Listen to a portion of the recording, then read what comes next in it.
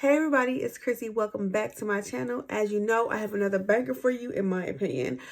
This channel is for the lovers and those who are learning how to be lovers. We are not fighters. Men are not the adversary. Women are not the adversary. We're going to learn how to get along and love each other. Okay, with that being said, we're going to get into this video. As per usual, I'm going to leave my comments at the end of the video. We're going to watch the video together. And then if you want to, leave me a comment at the end yourself. But in the meantime, if you do like this content, go ahead and like the video before you watch it. I did say that. Go ahead and subscribe. And I will see you on the next one. Bye. Don't walk away from me.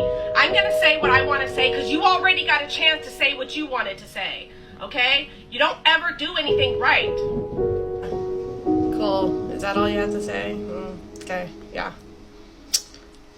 Sounds okay. Well. Chasing your man down to fight and argue does nothing to help because it only escalates the situation when really you want to de-escalate the situation.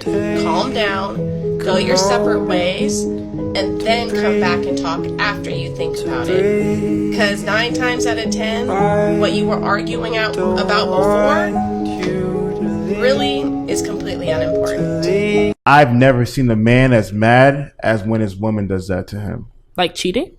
Disrespects him. Oh, for sure. I just really like part 2. So, you know how when we get mad, especially when we get mad at our significant others, we go for the jugular. We cuss them clean out. Call them everything but a child of God. Yeah, so that can't happen in a marriage.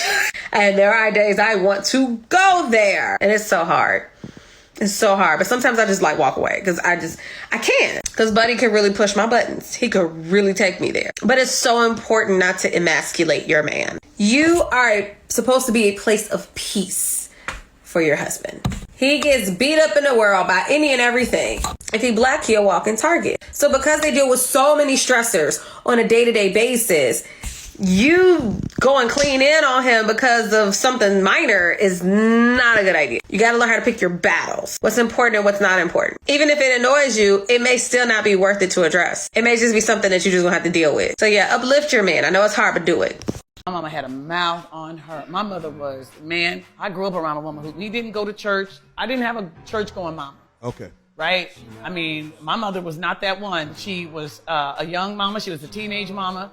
She liked to cuss. She cusses, all this stuff. But my mother has been married, she was married 3 times. And her last marriage was her most successful one. And what she told me was, when I got married, she said, don't cuss at your husband. She said, do your best to not cuss at your husband. I said, why not? And she said, you don't want him to cuss at you. Right. Right? And she said, so do your best to not, and try your best to stay a lady. Because you want him to see you as a lady. You're not trying to get him to see you as your homeboy or this and that, his homeboy, whatever. And so I try my best not to cuss now when you make me mad. My mother told me, she said, you never hit a man where he's weak. Never. It could be true, it could be real, but you don't hit him where he's weak because it'll turn around on you. You can get him to do what you need him to do, but you never hit a man where he's weak because they never forget it. It lives with them. Wife, listen to me.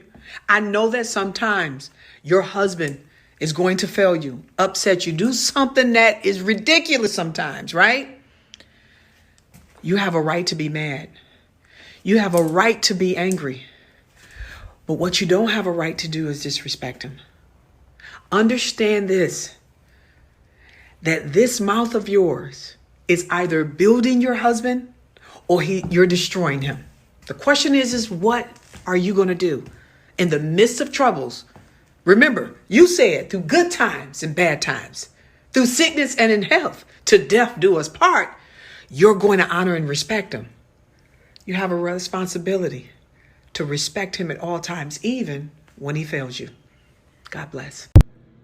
Surveys in and they're saying respect that man. I would also like to add not to weaponize our respect and honor for our man. What I mean is when your man is doing good and things are going well in life, you respect him. And then when things are not going so well or you feel like he's not doing what you want him to do, then you relinquish and pull that respect back and start disrespecting him.